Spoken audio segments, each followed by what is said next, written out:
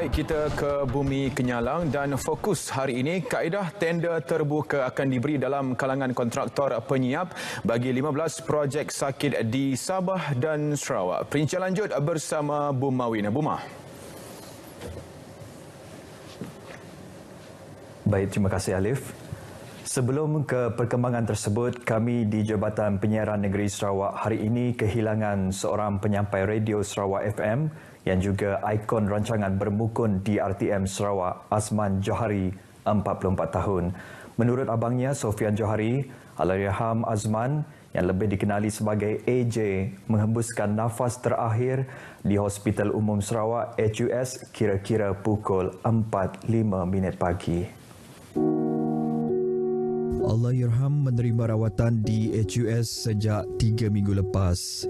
Jenazah Allahyarham selamat dikebumikan di Tanah Perkuburan Islam Samariang Kuching kira-kira pukul 12.30 tengah hari.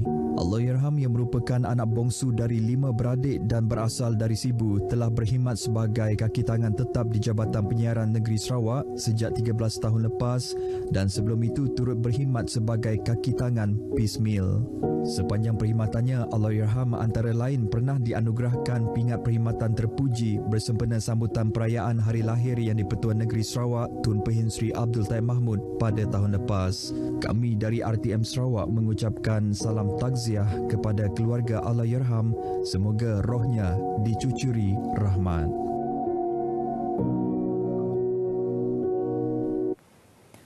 Baik. Kontraktor yang melaksanakan projek kerajaan diingatkan supaya memastikan projek siap mengikut jadual dan mematuhi spesifikasi ditetapkan. Menteri Kanan Kejeraya Datuk Seri Fadilah Yusof berkata, kerajaan memandang serius terhadap kecuaian kontraktor sehingga menyebabkan projek-projek kerajaan tergendala.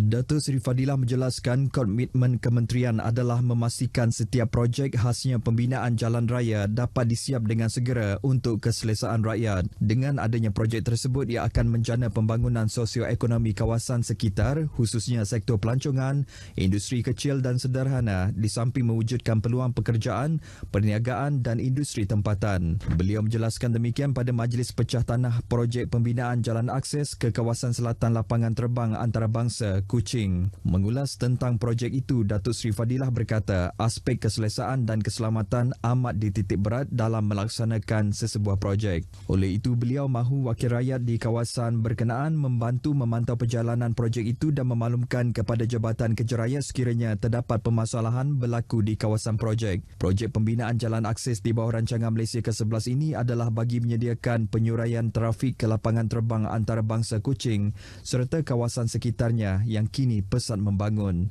Ia sekaligus menyediakan jaringan jalan raya lebih baik di samping menjimatkan masa perjalanan terutama kepada pengguna jalan raya dari daerah Padawan, Serian dan Samarahan. Projek tersebut yang menelan kos sebanyak RM112.9 juta dijangka siap pada Ogos 2024. Baik, sementara itu dalam sidang media, Datuk Seri Fadilah berkata terdapat 15 projek sakit di Sabah dan Sarawak yang telah dibatalkan kontrak.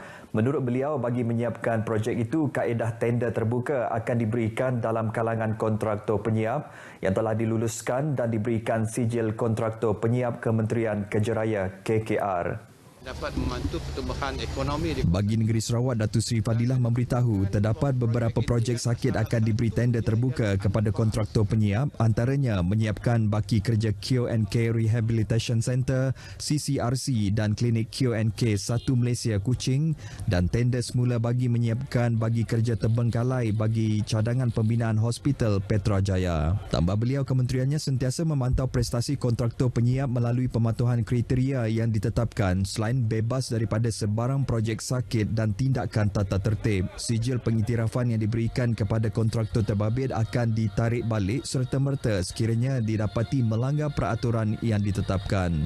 Pada majlis tersebut, seramai 10 kontraktor penyiap di negeri ini menerima sijil kontraktor penyiap Siri 4 tahun 2021.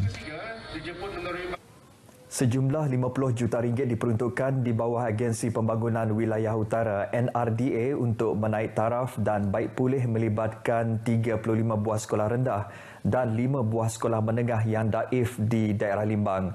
Menteri Muda Pemodenan Pertanian, Tanah Adat dan Pembangunan Wilayah, Datuk Dr. Abdul Rahman Ismail berkata, ia akan melibatkan 3 pakej, iaitu pakej pertama, sekolah-sekolah di Dewan Undangan Negeri Dun Batu Danau.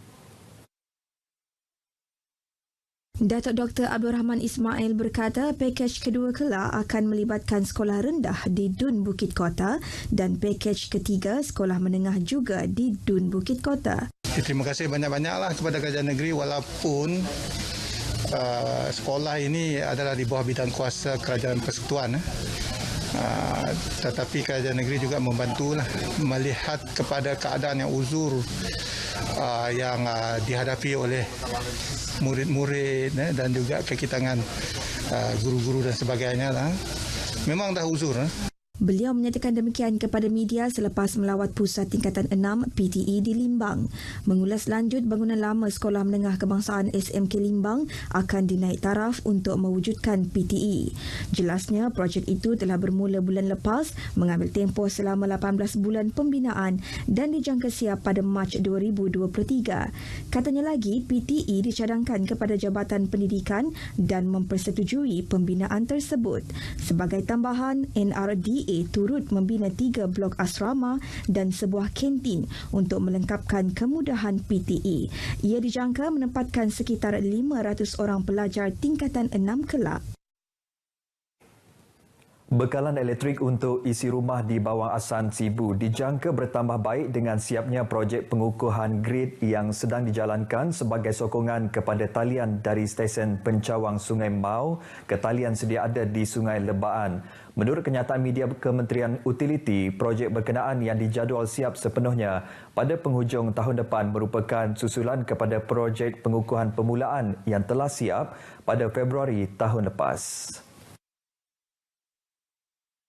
Kerja-kerja tersebut akan meningkatkan keutuhan serta membolehkan pemulihan bekalan dengan cepat kepada para pelanggan. Kenyataan tersebut turut memaklumkan Kementerian Terbabit telah menerima 251 permohonan dari 10 buah kampung di Bawang Asan untuk penyambungan elektrik di bawah inisiatif Additional Late Applicant Fund atau ALAF. Ketika ini, pihak perunding sedang melaksanakan kerja-kerja reka bentuk dan tinjauan di lapangan manakala pelaksanaan oleh pihak kontraktor untuk penyambungan elektrik grid akan dilaksana pada tahun depan. Sementara itu, Kementerian Utiliti turut memaklumkan Lembaga Air Sibu SWB telah mengambil langkah-langkah sementara untuk menangani masalah bekalan air yang menjejaskan isi rumah di Bawang Asan. Ini termasuk melakukan kerja-kerja baik pulih dengan segera sejurus berlaku kebocoran dan menyalurkan bekalan air menggunakan lori tangki air ke kawasan terjejas. Kementerian itu mendedahkan dalam usaha mempertingkatkan bekalan air dan mengatasi masalah berkenaan di Bawang Asan. SWB telah mengambil langkah jangka panjang termasuk membina tangki penyimpanan air yang baru di stesen penggalak Sibu Barat dan memperbaharui talian paip yang lama dan uzur di kawasan jalan sungai. Baik saudara, sekian perkembangan berita dari Sarawak. Kita kembali bersama Alif di Angkasa Puri. Silakan Alif.